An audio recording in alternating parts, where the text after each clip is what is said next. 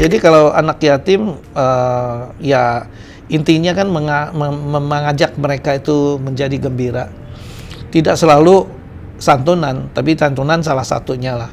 Tapi yang lain-lain bisa kita lakukan, misalnya kita ajak mereka makan di restoran, restoran yang biasanya mereka kalau anak yatim kita tahu diberi makan itu nasi kotak, tapi kalau kita ajak dia makan duduk di restoran, di mall yang bagus dan sebagainya, suasana yang baru, nonton bareng kalau ada film yang cocok untuk anak-anak yatim, itu juga kita lakukan. Bahkan kita ajak mereka belanja bareng di supermarket. Belanja bareng. Ya, dengan anak-anak yatim yang satu yatim itu, satu panti itu menggunakan satu kereta. Jadi belanja apa aja nanti tinggal kita hitung di kasir. Dan itu menyenangkan buat mereka, juga melatih kepemimpinan, melatih mereka memikirkan temannya dan seterusnya. Banyak program yang kita buat.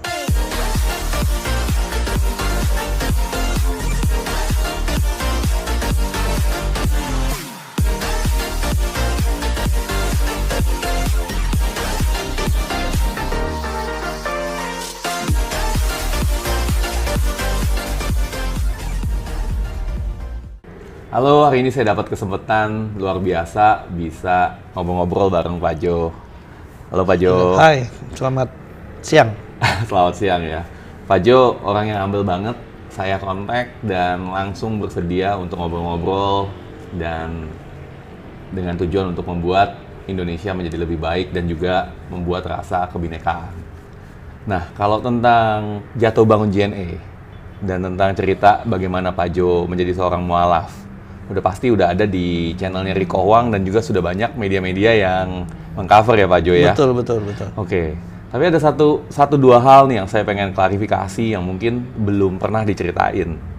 Sebagai contoh, yang saya dengar ketika Pak Jo menjadi seorang mualaf, saat itu kenapa bisa menjadi mualaf adalah karena ingin menikah. Ya. Cinta yang luar biasa. Pertanyaannya, ada nggak sih peran dari seorang istri Bapak dalam kesuksesan Bapak? Bu Nurlela. Iya. Iya, saya pikir faktor istri memang selalu penting di dalam sebuah rumah tangga. Nah, ketika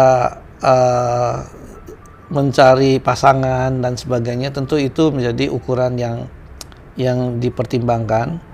Dan setelah saya memilih dan menjadi seorang mualaf, saya melihat istri saya lebih banyak mengambil posisi mendukung saya dan bisa menjadi teman bicara yang sangat menyenangkan. Lalu akibat dari kondisi seperti itu membuat saya bisa lebih fokus pekerjaan.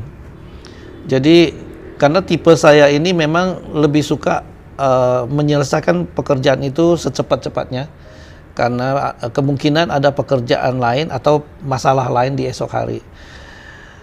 Nah, masalah keluarga, kalau itu tidak terlalu penting, itu biasanya tidak saya urus. Dan saya sangat bersyukur karena istri saya itu selalu menyelesaikan masalah anak-anak, masalah sekolah, masalah rumah, itu dengan semua keahliannya dia. Akibatnya ya saya bisa konsen dengan pekerjaan saya. Proses ini bukan bercerita soal 1-2 tahun, ini masalah puluhan tahun kadang-kadang. Puluhan tahun. Sampai suatu waktu saya juga harus menjadi ketua asosiasi, sehingga urusan saya sampai ke urusan industri dan sebagainya. Tapi karena istri saya fungsinya tetap prima, maka saya bisa konsen pada pekerjaan saya, pada tugas saya, yang akhirnya kita bisa melihat apa yang saya bangun seperti yang saya lakukan di JNE itu sampai hari ini masih bisa dianggap sebagai perusahaan yang jadi tuan rumah di negeri sendiri. Keren banget, keren banget. Nah, ketika Bapak memutuskan untuk menjadi mualaf, ada nggak sih resistensi atau ada nggak sih orang yang nggak percaya atau bahkan bullying ketika itu terjadi, baik dari pihak luar maupun dari pihak dalam? Iya, memang persiapannya itu perlu waktu yang cukup lama, pemikiran yang panjang. Tentu di dalam keluarga, sebagai keluarga yang tadinya lebih banyak arah keyakinannya itu di Katolik dan Kristen, tentu saya juga harus mempertimbangkan bagaimana pandangan orang tua. Tapi kebetulan orang tua saya termasuk yang tidak melarang, maka saya dapat kebebasan untuk memilih. Dan setelah itu justru saya merasa lingkungan tempat saya masuk menjadi Islam, lingkungan Islamnya itu lebih kelihatan lebih welcome untuk menerima saya sebagai anggota, dan banyak yang siap memberikan ilmunya, memberi pelajaran dan membantu lah. Kalau bullying itu mungkin kalau saya lebih merasakannya waktu saya masih kecil, ketika masih sekolah di SD, di TK, itu karena memang kebetulan saya fisiknya lebih kecil waktu itu karena umur saya lebih masih belum umur waktu masuk sekolah. Jadi itu mungkin hanya karena fisik saja, akibatnya memang pernah dibullying. Tapi buat saya, apakah itu disebut sebuah perbuatan yang tidak menyenangkan? Tapi justru buat saya bullying itu membuat saya lebih mampu bertahan, lebih mampu menghadapi cobaan, dan itu saya syukuri sehingga membuat pekerjaan jadi lebih mudah. Tapi bener bully secara serius atau gimana? Ya, kalau mungkin bagi anak-anak itu ya lebih ke perbuatan main-main, bercanda. Tapi tentu bagi yang terkena ya tidak menyenangkan. Saya pernah pulang sekolah dengan sepatu tinggal sebelah. Tinggal sebelah ya? Ya, dan mungkin juga sekolah tiba-tiba celananya ditarik begitu. Itu ya kita alami. Tapi ya itulah bunga-bunganya buat saya syukuri itu semua, jadi membuat saya lebih kadang-kadang lebih waspada. Ya, alhamdulillah semuanya saya bisa jalani dan semuanya saya syukuri, itu semua membuat saya jadi lebih mampu, lebih kuat. Tadi kita sempat ngobrol-ngobrol sebentar mengenai anak pembantu rumah tangganya Pak Jo, Pak Yanto ya. Iya. Kalau nonton mungkin bisa komen nih. Dan apa sih peran Pak Yanto itu sendiri ngebangun pribadi Pak Jo? Ada nggak kira-kira? Ya, Yanto itu umurnya seumuran, tapi kita sekolahnya berbeda. Saya bertemu dengan Yanto itu mungkin lebih banyak waktunya daripada saya di sekolah. Jadi artinya begini, jadi kalau ketika di sekolah saya mungkin dibully di sekolah, tidak punya teman. Tapi ketika pulang sekolah saya sangat gembira karena di rumah biasanya Yanto sudah menunggu, dia teman saya di rumah. Dan kita seharian itu bermain, kadang-kadang manjat pohon, mengejar layangan. Itu ya sehari-harinya kita itu berdua. Dan ketika dengan Yanto saya merasa lebih nyaman, dan Yanto itu termasuk orang yang selalu membela saya kalau kita menghadapi persoalan-persoalan. Itulah makanya kita cukup dekat sampai ketika kita berpisah waktu saya pindah ke Jakarta, sempat putus sebentar, tapi alhamdulillah setelah dicari-cari akhirnya setelah puluhan tahun juga saya temukan kembali dia di Kampung Deli. Di situ kita merangkai kembali persahabatan itu sampai hari ini. Jadi Bapak udah sukses sampai balik ke Kampung Deli nyari Yanto? Iya, karena Wah, memang ya Medan itu kan juga salah satu kota yang kita punya cabang. Jadi saya memang kebetulan ke sana untuk menelusuri lah masa lalu kita.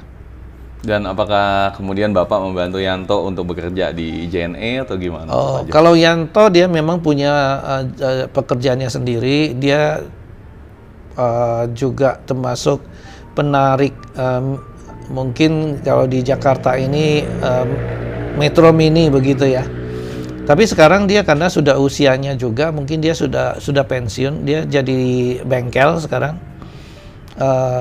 Pekerjaannya ya itu. Jadi saya menghargai apa yang dia sudah lakukan sampai hari ini. Yang jelas ya kita jadi bersahabat dengan anak cucunya juga jadi berkenalan. Tapi apa sih yang buat, maksudnya gini Pak, biasanya kan kita kan menganggap rendah ya, apalagi anak dari pembantu.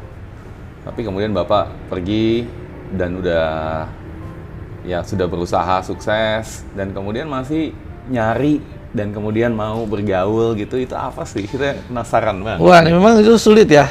Buat saya persahabatan itu tidak melihat mereka itu siapa ya. Dari dulu Yanto itu memang anak dari pembantu ibu saya, tapi saya melihat dia sebagai sahabat. Dan bahkan dia sering sekali menjadi pembela saya gitu ketika menghadapi persoalan di masa kecil itu. Dan bahkan ketika saya sudah berpisah suatu waktu, kemudian bertemu kembali, saya tuh sempat bertanya tentang kehidupannya, tentu saja sebagai teman, dan saya merasa mungkin waktu itu dia belum sanggup umroh gitu. Jadi saya tanya mau umroh nggak, dan dia bilang memang belum umroh. Lalu saya ajak dia berangkat tuh. Bareng-bareng juga sama karyawan dari JNE karena kita ada programnya. Jadi saya sempat ajak dia umroh. Barangkali itu salah satu yang saya sering kenang, itu cukup berarti ya bagi kita yang beragama dan bisa menjalankan perjalanan ibadah. Mulia banget Pak. Mulia banget. Salut, Alhamdulillah. salut. Ya. Dan Johari Zain Foundation. Saya baca-baca dan lihat visi misinya itu dahsyat. 99 masjid di seluruh dunia. Dan bukan hanya itu, tapi juga berbagi dan sedekah. Kenapa sih Pak berbagi dan sedekah itu penting buat pribadi Pak Jo? Oh ya. Iya, berbagi sedekah itu penting karena kalau saya belajarnya dari almarhum Bapak Suprapto yang mengajarkan tentang atau bercerita tentang salah satu surat di Al-Quran, surat Al-Ma'un, di mana kita diharapkan bisa berlaku dengan baik ya, sesuai dengan agama yang kita anut. Jadi agama itu bukan hanya ibadahnya saja, seremonial, tapi juga tingkah laku kita. Tingkah laku. Termasuk menyayangi anak yatim, memberi makan orang miskin. Itulah yang saya praktekkan selalu, beliau sampaikan dan saya praktekkan, dan itu menjadikan sebuah kesimpulan buat saya bahwa di dalam kegiatan komersial kita juga perlu ada kegiatan sosial, karena komersial saja itu tanpa sosial itu bisa tidak panjang umurnya. Jadi sesuatu yang bisa panjang umurnya adalah ketika dia menjadi berkah, dia menjadi berguna. Nah, pekerjaan sosial yang kita lakukan itu mudah-mudahan bisa jadi berkah kalau kita sudah lakukan juga sosialnya. Jadi kegiatan komersialnya itu bisa jadi berkah, bisa panjang umurnya kalau diisi dengan kegiatan sosial. Jadi yayasan itu kita buat supaya kegiatan komersial kita itu bisa berkah gitu. Dan itu saya lakukan melalui yayasan, dan yayasan ini juga sebagai sarana untuk mengajak orang-orang yang mau mempraktekkan dari umumnya orang berdagang tapi lupa untuk berbuat kebaikan, maka bisa melakukannya melalui yayasan kita. Boleh nggak sih kalau saya bilang JNE itu bisa sukses, salah satu faktor utamanya adalah karena berbagi dan sedekah, Pak? Iya, saya rasa banyak orang yang menyatakan seperti itu, yang mengatakan JNE itu menggunakan manajemen spiritual. Manajemen spiritual. Ya. Oke. Memang Menarik nih. itu salah satu yang orang percaya, karena di dalam prakteknya kita itu setiap kali kegiatan kita selalu ada anak-anak yatim yang kita undang, anak-anak yatim yang kita santuni, dan itu berjalan sudah 29 tahun sampai sekarang ini. 29 tahun. Iya, dan akan terus mudah-mudahan. Mudah-mudahan. Jadi kegiatan apa Pak di bawah anak yatim? Oh, macam-macam. Jadi kalau anak yatim, ya intinya kan mengajak mereka itu menjadi gembira. Tidak selalu santunan, tapi santunan salah satunya lah. Tapi yang lain-lain bisa kita lakukan. Misalnya kita ajak mereka makan di restoran, restoran yang biasanya mereka kalau anak yatim kita tahu diberi makan itu nasi kotak, tapi kalau kita ajak dia makan duduk di restoran, di mall yang bagus dan sebagainya, suasana yang baru, nonton bareng kalau ada film yang cocok untuk anak-anak yatim, itu juga kita lakukan. Bahkan kita ajak mereka belanja bareng di supermarket. Belanja bareng. Ya, dengan anak-anak yatim yang satu yatim itu, satu panti itu menggunakan satu kereta. Jadi belanja apa aja nanti tinggal kita hitung di kasir. Dan itu menyenangkan buat mereka, juga melatih kepemimpinan, melatih mereka memikirkan temannya dan seterusnya. Banyak program yang kita buat. Dan Pak Jo hadir? Ya, kalau di awal-awal saya pasti hadir. Karena sekarang ini kan saya udah jadi komisaris. Jadi saya mungkin tidak ikut hadir, tapi program itu masih jalan, yang saya pastikan. Bisa nggak sih Pak Jo cerita kisah nyata apa sih keajaiban dari sedekah di diri Bapak atau bisnis Bapak? Sebetulnya banyak ya, kalau kita telusuri, apalagi kalau kita teliti, tentu saja semua keberkahan, hikmah dari sebuah peristiwa itu yang semuanya sebetulnya datang dari Allah, dari Tuhan kita. Cuman kalau kita tidak dibukakan mata hatinya, belum tentu kita bisa melihatnya juga. Tapi kalau kita teliti, sebetulnya banyak. Cuman kalau saya ingin bercerita yang sangat kasat mata, di JNE itu adalah di tahun 98 ketika terjadi krisis ekonomi, kita melihat banyak orang kena PHK. Nah, kena PHK ini kan tentu saja banyak orang yang akhirnya mencari pekerjaan baru. Ada yang buka wartel dan bikin laundry dan sebagainya. Nah, JNE merasa kita ingin membantu juga. Kebetulan JNE waktu itu masih jalan, lalu kita menawarkan menjadi agen dengan modal yang seadanya. Bahkan dari JNE menyediakan timbangan waktu awalnya, itu mereka bisa buka bisnis pengiriman. Di tahun 98 itu memang masih kecil, bisnisnya masih kecil, orang ada yang mau, ada yang tidak, tapi banyak juga yang mau. Awalnya tidak begitu menguntungkan, tapi bisa jalan. Tanpa disadari, di tahun 2000 kita udah mulai melihat ada bisnis e-commerce gitu. Tahun 2000, oke. Online selling, Kaskus dan sebagainya itu mulai kelihatan. Dan di tahun 2010 kita udah bisa jualan 1 tahun 1 triliun. 1 triliun per tahun itu kemudian naik setiap tahunnya sekitar 30-40%. 30-40% per Iya, tahun? setiap tahunnya dari tahun 2010. Dari 1 triliun? Bukan dari 100.000 ya? Itu Iya. beda banget, susah. Iya, memang bisa tumbuh segitu cepat karena agen kita itu yang banyak. Karena itu cocok dengan model bisnisnya. Itu kan sesuatu yang menurut saya keajaiban dari sedekah. Waktu awalnya 98 kita bersedekah, menawarkan bisnis kepada orang, tanpa tahu apa bisnis yang akan terjadi. Kita belum tahu waktu itu ada online selling gitu. Tapi setelah sekian tahun, mungkin 10 tahun kemudian, ternyata online selling itu menjadi sebuah model bisnis yang disukai sampai hari ini.